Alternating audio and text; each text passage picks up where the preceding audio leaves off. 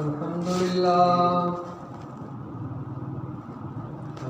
لله نحمده ونستعينه ونستغفره ونؤمن به ونتوكل عليه ونعوذ بالله من شرور أنفسنا ومن سيئات أعمالنا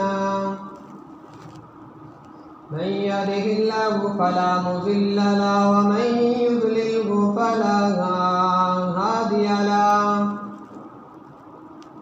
وأشهد أن لا إله إلا الله وحده لا شريك له وأشهد أن سيدنا وسندنا ونبينا ومرشدنا وهادينا ومولانا محمد صلى الله تعالى عليه وسلم فقد قال الله تبارك وتعالى في كلامه المجيد والفرقان الحميد سبحان الذي يسرى بعبده ليلا من المسجد الحرام إلى المسجد الأقصى الذي باركنا حوله لنريه من آياتنا وقال النبي صلى الله تعالى عليه وسلم الصلاة معراج المؤمن کبھی عرش پر کبھی فرش پر کبھی ان کے در کبھی در بدر کبھی عرش پر کبھی فرش پر کبھی ان کے در کبھی در بدر غم عاشقی تیرا شکریہ میں کہاں کہاں سے گزر گیا کبھی راستوں میں تنہا کبھی ہوں برود صحرا کبھی راستوں میں تنہا کبھی ہوں برود صحرا میں جنوں کا ہم سفر ہو میرا کوئی ہم سفر نہیں معزز سامعین اکرام محترم بزرگوں اور عزیز ساتھیوں اللہ تبارک و تعالیٰ کا لاکھ لاکھ احسان و کرم ہوا کہ اس نے مجھے بھی اور آپ کو بھی تھوڑی دیر دین کی بات سننے کا موقع عنایت فرمایا معزز سامعین اکرام میں نے جو قرآن کریم کی آیت مبارکہ تلاوت کی ہے اس کا ترجمہ تو شاید میں نے پچھلے جمعے آپ کو بتایا تھا آپ کو معلوم ہوگا اس کا ترجمہ یہ ہے سبحان الذی پاک ہے وہ ذات اسرا بعبدہ اسرا یسری کے معنی لے جانا اسرا بعبدہ جو لے گئی اپنے بندے کو اشرا بنور ہی نہیں کہا کیونکہ اللہ کے نبی علیہ الصلوۃ والسلام تو بشر ہے بندے ہیں اللہ کے اسرا بعبدہ لے گئے اپنے بندے کو من المسجد الحرام الی المسجد الاقصی الذی مسجد حرام سے مسجد اقصی کی طرف قرآن کریم کی انداز ہی کچھ اس طرح کا رب کریم نے بھیجا ہے سبحان الذی پاک ہے وہ ذات قرآن کی ایک ہی صورت ہے جو سبحان سے شروع ہوتی ہے کون سی ذات پاک ہے وہی ذات پاک ہے جس نے آسمان کو بنایا وہی ذات پاک ہے جس نے زمین کو بنایا وہی ذات پاک ہے جس نے ہمیں اور آپ کو پیدا کیا وہی ذات پاک ہے جس نے ہمارے ماں باپ کو پیدا کیا وہی ذات پاک ہے جس نے صرف 6 دن میں دنیا آسمان زمین پوری دنیا اور اس کے اندر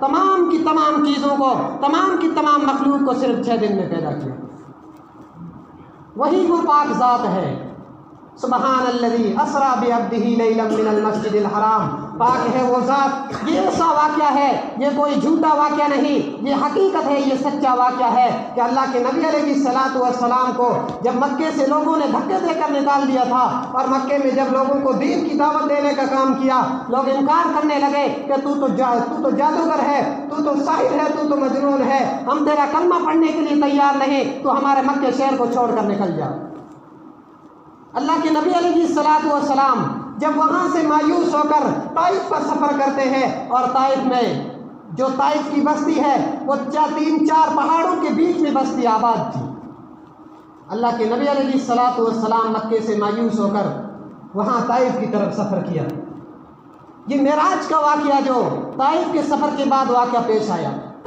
میں عرض کر رہا تھا اللہ کے نبی علیہ الصلوۃ والسلام محبوب کریم صلی اللہ تعالیٰ علیہ وسلم پچھلے جمعے میں نے کافی کچھ بتا دیا تھا۔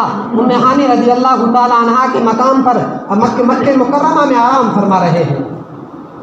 جبریل امین آ کر کہنے لگے کو محبوب کریم صلی اللہ تعالیٰ علیہ وسلم، اس رب نے تجھے بلایا ہے، میں آپ کو لینے کے لیے آیا ہوں۔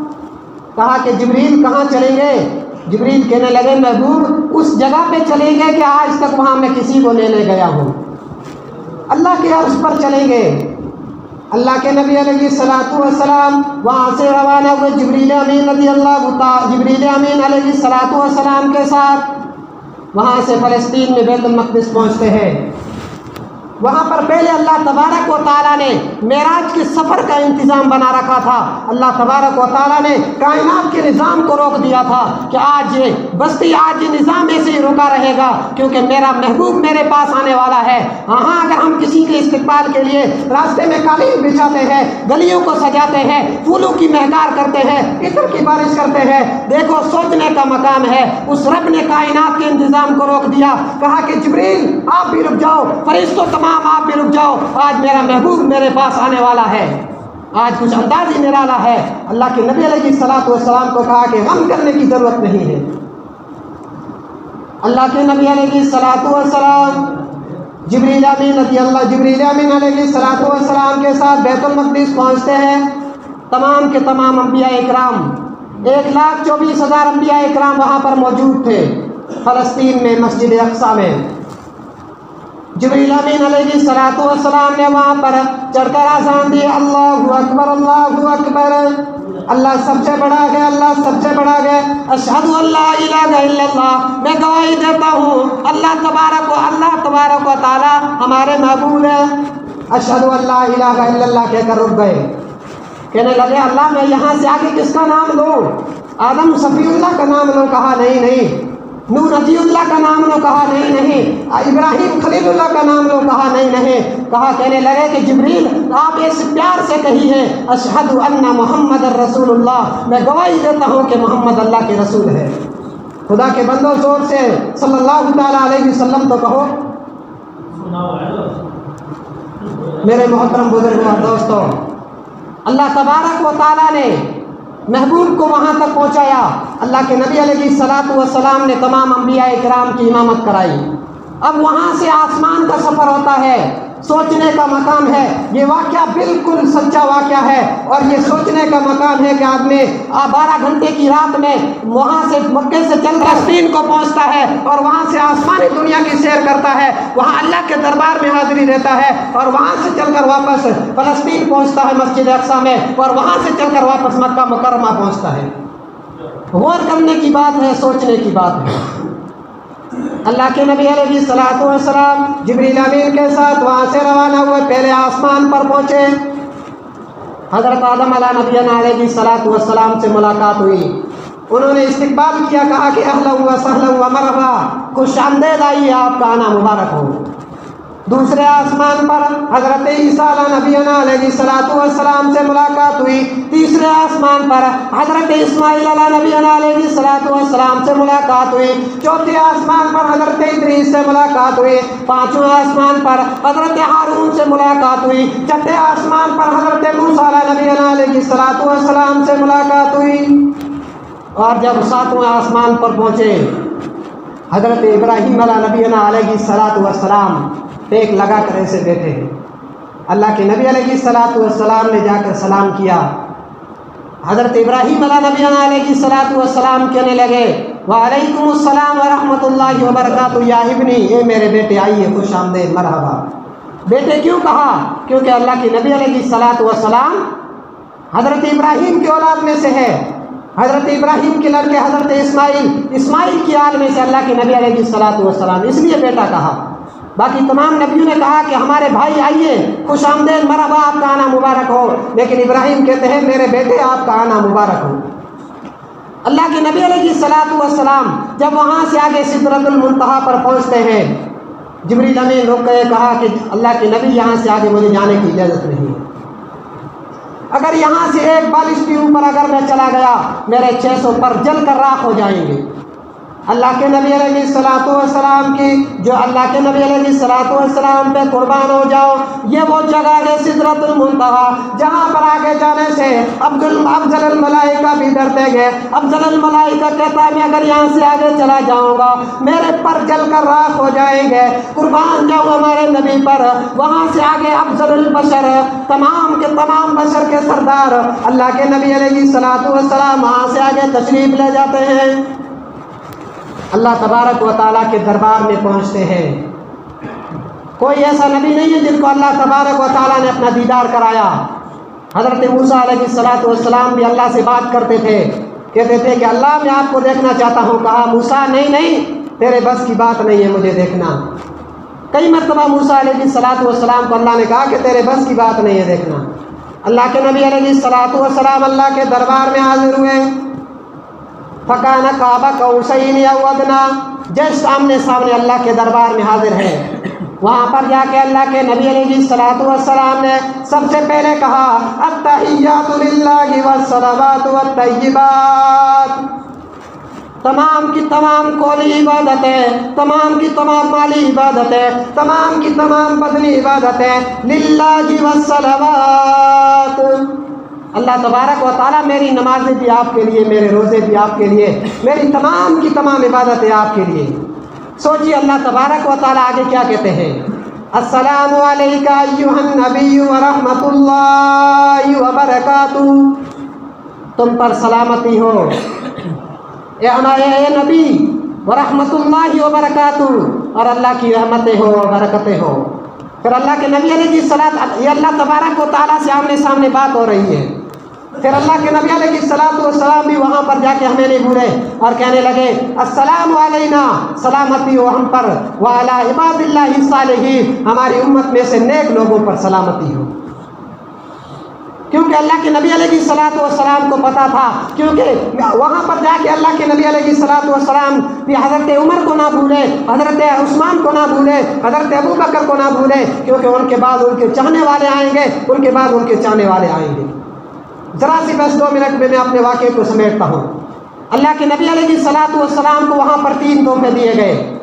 پہلا 50 نمازوں کا تحفہ دیا گیا، اور دوسرا سورہ بقرہ کی آخری چند آیتیں اللہ تبارک و تعالیٰ نے محبوب کریم کے ساتھ تحفے میں دی، اور تیسری یہ سوچنے کا مقام ہے، دھیان سے سننا میری بات کو۔ اللہ تبارک و تعالیٰ نے کہا کہ میں تجھے تیسرا یہ تحفہ دیتا ہوں، اور میں تیرے سے وعدہ کرتا ہوں تیری امت میں سے اگر کوئی میرے علاوہ کسی کے ساتھ شریک نہیں کرے گا، اسی میں جہنم سے برات دیتا ہوں، وہ کبھی جہنم میں نہیں جائے گا۔ اللہ تبارک و تعالیٰ نے تمام کی تمام چیزوں کو ظاہر نہیں کیا، بہت ساری باتیں ہوئی ہیں اللہ تبارک و تعالیٰ نے اپنے راز میں رکھا، محبوب کریم نے بھی راز میں رکھا۔ 50 نمازوں کا تحفہ دے کر جب واپس ہوئے پہلے ساتواں آسمان پر حضرت ابراہیم سے ملاقات ہوئی، حضرت ابراہیم کہنے لگے کہ محبوب بیٹے بتائیے کیا دیا اللہ نے؟ کہا کہ 50 نمازوں کا تحفہ دیا۔ حضرت ابراہیم کہنے لگا اچھی بات ہے چلے، وہاں سے آگے آئے 6 آسمان پر حضرت موسیٰ نبی علیہ الصلوۃ والسلام سے ملاقات ہوئی۔ موسیٰ علیہ السلام کہنے لگے نبی بتائے کیا آپ کو تحفے میں ملا؟ کہا کہ 50 نمازوں کا تحفہ ملا۔ کہا کہ نہیں واپس جائیے، اللہ کے پاس کچھ کم کرا کے آئیے۔ واپس گئے، اللہ کے پاس 5 نمازیں کم کرا کے آئے۔ اسی طرح آتے رہے جاتے رہے 9 مرتبہ اللہ کے نبی علیہ الصلوۃ والسلام اللہ تبارک و تعالیٰ کے پاس گئے اور 45 نمازیں کم کرا کر 5 نمازوں کا تحفہ لے کر آئے۔ یہ میرے محبوب کی خصوصیت ہے جو موسیٰ علیہ الصلوۃ والسلام بھی دعا کرتے تھے اللہ ایک بار تیرا دیدار کرا لے، لیکن اللہ تبارک و تعالیٰ بار بار اپنے محبوب کا اپنے سے دیدار کرا رہے صلی اللہ تعالیٰ علیہ وسلم۔ پھر وہاں سے اللہ کے نبی علیہ الصلوۃ والسلام موسیٰ علیہ الصلوۃ والسلام کہنے لگے محبوب واپس جائیے، کچھ کم کرا کے آئیے۔ کہنے لگے کہ نہیں اگر میں اب واپس جاؤں گا کیا پتہ اگر یہ 5 نمازیں بھی واپس ہو گئی تو میری امت کے لیے میں کیا تحفہ لے کے جاؤں گا۔ وہاں سے اللہ کے نبی علیہ الصلوۃ والسلام اسی طرح نبیوں سے ملاقات کرتے ہوئے وہاں پر واپس فلسطین آتے ہیں، بیت المقدس پہنچتے، وہاں پر مکہ مکرمہ پہنچتے ہیں، اور صبح آ کر لوگوں سے بتایا اور کہنے لگے کہ لوگوں میں راتوں رات آسمانی دنیا کا سفر کر کے آیا ہوں۔ لوگ کہنے لگے، ابو جہل کہنے لگا کہ میں تیری بات پہ کیسے اقرار کر لوں، میں تیری بات کیسے مان لوں۔ وہاں سے چلے ابو بکر کے پاس جا کر کہنے لگے ابو بکر ایک آدمی اگر یہ کہے کہ میں راتوں رات ساتواں یہاں سے فلسطین گیا، بیت المقدس گیا، وہاں پہ میں نے نماز ادا کی، پھر وہاں سے میں ساتواں آسمان کے سیر کر کے آیا، اگر آپ اس کی تصدیق کریں گے کیا؟ حضرت ابوبکر کہنے لگے کہ پہلے اس شخص کا نام تو بتاؤ، وہ شخص کون ہے؟ کہنے لگے کہ وہ تو محمد صلی اللہ علیہ وسلم ہے۔ تو وہ کہنے لگا کہ میرے اور میرے ماں باپ ان پہ قربان، میں ان کی تصدیق کرتا ہوں، وہ جو کہتے ہیں وہ سچ کہتے ہیں۔ اس دن کے اللہ کے نبی علیہ الصلوۃ والسلام نے حضرت ابوبکر کو صدیق رضی اللہ تعالیٰ عنہ کا لقب دیا ہے۔ اسی پر میں اپنی بات کو ختم کرتا ہوں۔ وآخر دعوانا الحمد للہ۔